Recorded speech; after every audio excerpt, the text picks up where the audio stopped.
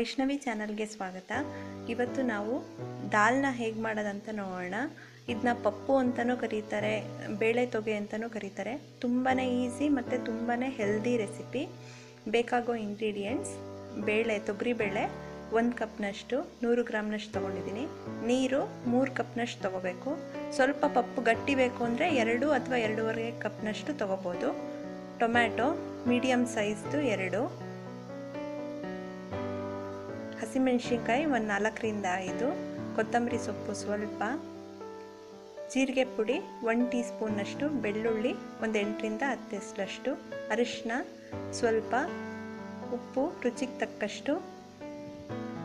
ಮತ್ತು ಒಗ್ಗರಣೆ ಹಾಕೋಕ್ಕೆ ಸಾಸಿವೆ, ಜೀರಿಗೆ, ಬೆಳ್ಳುಳ್ಳಿ, ಒಣಮೆಣಸಿನ್ಕಾಯಿ, ಕರಿಬೇವು ಮತ್ತು ಸ್ವಲ್ಪ ಇಂಗು.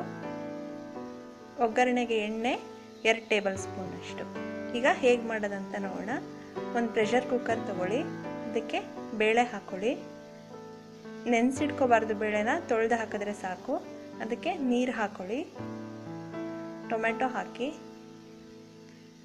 ಕೊತ್ತಂಬರಿ ಸೊಪ್ಪು ಹಾಕಿ, ಹಸಿಮೆಣಸಿನ್ಕಾಯಿ, ಬೆಳ್ಳುಳ್ಳಿ ಒಂದು ಅರ್ಧ ಬೆಳ್ಳುಳ್ಳಿ ಹಾಕ್ಕೊಳ್ಳಿ. 3 ಒಗ್ಗರಣೆಗೆ ಇಟ್ಕೊಳ್ಳಿ.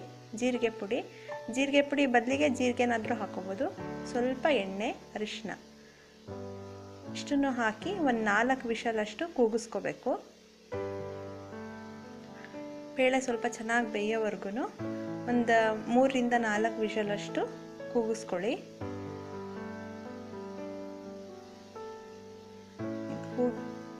ತಣ್ಣಗಾದ್ಮೇಲೆ ಕುಕ್ಕರು ಸ್ವಲ್ಪ ನೀರಿರುತ್ತೆ, ಆ ನೀರನ್ನ ತೆಗೆದು ಚೆನ್ನಾಗಿ ಸ್ಮ್ಯಾಶ್ ಮಾಡ್ಕೋಬೇಕು.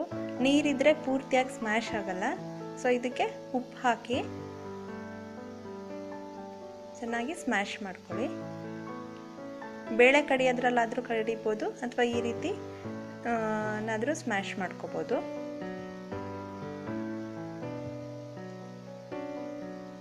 ಚೆನ್ನಾಗಿ ಸ್ಮ್ಯಾಶ್ ಆದಮೇಲೆ ಉಳಿದಿದ್ದ ನೀರನ್ನ ಕಟ್ಟಿ ತೆಗೆದಿರ್ತೀವಲ್ಲ ಅದನ್ನು ಹಾಕೊಳ್ಳಿ.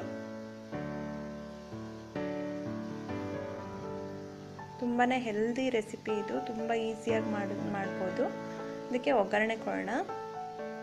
ಒಂದು ಪ್ಯಾನ್ನ ಬಿಸಿ ಮಾಡೋಕ್ಕಿಟ್ಟು ಎಣ್ಣೆ ಹಾಕಿ, ಎಣ್ಣೆ ಬಿಸಿ ಆದಮೇಲೆ ಸಾಸಿವೆ, ಜೀರಿಗೆ, ಒಣಮೆಣಸಿನ್ಕಾಯಿ, ಕರಿಬೇವು, ಸ್ವಲ್ಪ ಇಂಗು ಮತ್ತು ಬೆಳ್ಳುಳ್ಳಿ ಹಾಕಿ ಉಪ್ಪಿಗೆ ಹಾಕಿ ಮುಚ್ಚಿಬಿಡ್ಬೇಕು.